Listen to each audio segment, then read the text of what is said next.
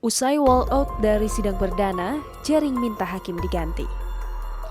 Kuasa hukum terdakwa IGD Ari Astina alias Jering, Iwayan Suwardana alias Gendo, mengajukan permohonan pergantian majelis hakim ke Pengadilan Negeri Denpasar pada Senin 14 September 2020.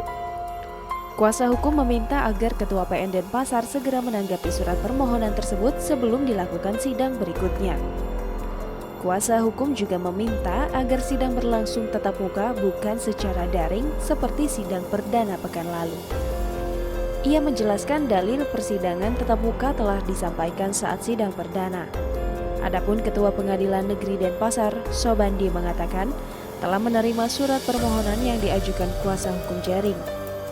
Posisi pengadilan sebagai aparat penegak hukum sama dengan tim penasihat hukum terdakwa maupun kejaksaan yang sama-sama ingin mencari keadilan.